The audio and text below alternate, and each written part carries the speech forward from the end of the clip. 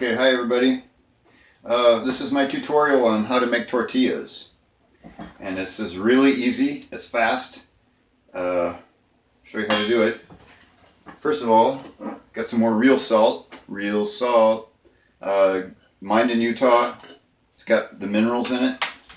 It's all the minerals that you need. It's really important for your body. Don't use your regular table salt that you buy at the grocery place, because it's got a anti-caking agent in it, and it's just really nasty stuff. So I put in here 2 cups of flour. You can get like any finely ground flour. You can get masa. This is a type of process that it's been limed. It's the kernels have been soaked in lime and then dried out, and this helps to break down certain chemicals that will actually release more minerals into your body, and it's actually better for you. So I've got 2 cups here, so for each cup I'm using a half a teaspoon. I guess that's a full teaspoon. These are a little heaping though. I'm actually heaping it up a little bit. Alright. Okay, the next thing I'm going to do is I'm going to add some baking soda, which is just going to give it a little leaven. And so it's a chemical, a naturally mined chemical, which is actually just diatoms that have been finely ground. This has also been mined. So I'm using almost a teaspoon here of, well, not quite. I'm going to use not quite a teaspoon. Okay, that looks good. I don't want to use too much, because it gets bitter. If you use too much, it gets bitter. And like any quick bread, this is sort of like a quick bread. So, okay, like any other quick bread that you're making, what you have to do is mix it in really well, so that it's not uneven. It has to be evenly distributed throughout the flour. Okay. And also get yourself one of these blenders. Don't get the wire ones they're cheap and they don't last. They're not good. Get the tines that are really strong steel tines. And these you can make biscuits with these too. They'll cut up. If you're a dairy fan, you like butter, you can make biscuits with it. So anyways, stir it up really well. Okay, now I'm going to put some of this really wonderful pure sesame oil from Japan. It's just really flavorful and wonderful. I'm going to put maybe like 1/3 of a cup. Not too much. Okay. And then you want to cut it in like any other sort of, if you're using lard or if you were using butter or anything like that, to make a crumble, you want to cut this up really well into your flours. So just do that. And it works well because you use the curve on the side of the bowl to help cut it up. And just go around a few times.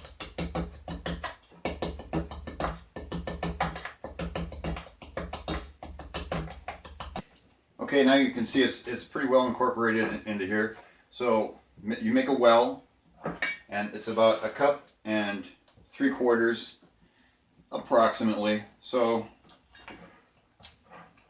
just get it in there and break it down, kind of breaking the sides into the center. So that's how you do it, and it'll all come together here pretty quick. You can pour most of it in. Right away. Don't put it all in. Leave a little bit at the end. You want to leave it under rather than over. So a little less than you need is better than having to add more flour. And it looks like I'm getting really close here. Okay. If you do add too much, then you can use like a rice flour. Just sprinkle a little rice flour on top of it, and it'll come back together. You definitely don't want it too wet, and get it so that it's not too dry. You want it workable. Sprinkle in just like a little bit at a time. Yeah, and work it in.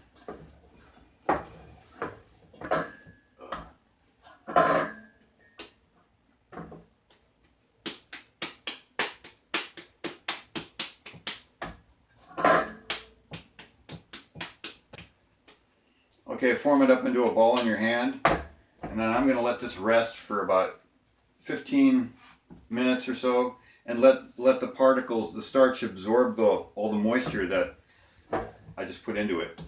So back in 15-20 minutes, and cover it up.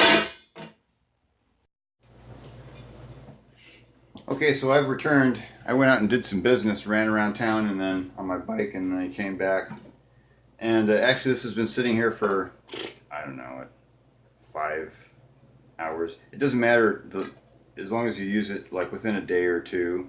You could refrigerate this if you wanted to, and then use it. Well, that's what sometimes I do. I'll just divide it in half and do, okay, and then wrap the rest of it and refrigerate it. But it depends. Depends on how hungry I am. I'll make a lot of tortillas. This is a very good way to do it. Get yourself, if possible, get yourself an Estrella tortilla press. And these are they mass produce these. I had to grind down. Actually, this had a defect in it where it wouldn't open all the way or something like that. I forget, but I had to file it down a little bit. Other than that, oh, here it is. I had to file it down a little bit so this would close. But other than that, it was pretty easy to do. And this is a great press. Don't get those wooden one or those fiberglass or whatever the hell they use, plastic, high impact plastic. They just break. They're no good. So anyways, here we go. Just grab a piece of it, and we'll see how. If this is too dry, then I might add some water later on, and then put that on there. You don't have to do anything other than just drop it. And here's what I do with the first pass on this one side. You just press down like that a little bit, and that's all you need. That's all the pressure you need. And then what you do is you rotate it. You have to do that because these tortilla presses are uneven. They press uneven. So then this is where the finishing touch. I just give it a little touch. I don't hardly touch it at all. And that's the finishing one. And then I use this PVC plastic. If you feel uncomfortable with that, you can use wax paper. I'm only exposed to it for just a short while, and then I toss it. Other than that. So now throw it onto the pan, and I'll show you how to do that. It's pretty easy. Okay, I've preheated these pans. This is, by the way, if you can find one of these, they're really expensive now. I picked this up for, I don't know, like 30 years ago for $12 or something like that. But they're really great because you can use it for a Dutch oven. This lid will flip on top of it, and it'll fit perfectly good when you take it camping with you. So anyways, it's up to heat. It's up to temp. I use the first temp. I use a little higher than the rear. This is just slightly cooler. So anyways, there you go. Just give it a slight touch. This is a very, very dry, almost dry oil rag. Using a paper towel, you just fold it up and then dip a little bit of oil on the end of it. Don't soak it too much. So you just want to give it a light surface. This is already seasoned. I already seasoned that in the oven when I first got it. So once you season it, you're fine. You don't even need to use oil. But anyways, you just place it across, lay it across. I've got the heat just right so that by the time this is flipped over here, I'll have another one onto here. So that's the idea. You can see how they come out as you go. If it's too crumbly, then you can put another teaspoon or two in the mix, depending on how dry it is. This looks kind of okay. We'll see. I might add a little more. Press, flip, finish, onto the griddle. I'm going to flip the other one. Pop that open. They're looking pretty good. If it's crumbly too much around the edges, then that's a good telltale sign. And when it's too wet, it's just going to splat, and it'll bubble up on the pan. It's no good. You'll have to add some more like rice flour or something. Just drop the next one on there. One follows another. Keep going. I like to lift this up and then just turn it a little bit like that, and then spin this around, and it's almost ready to flip again. I'm going to add another one.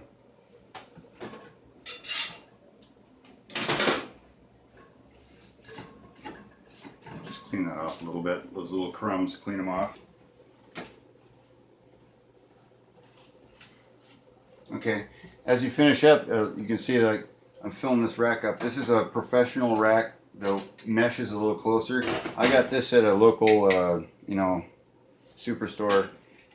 It's a little bigger. That's fine. You can use these two. This is no problem. It's better to have more than one because you use a lot of.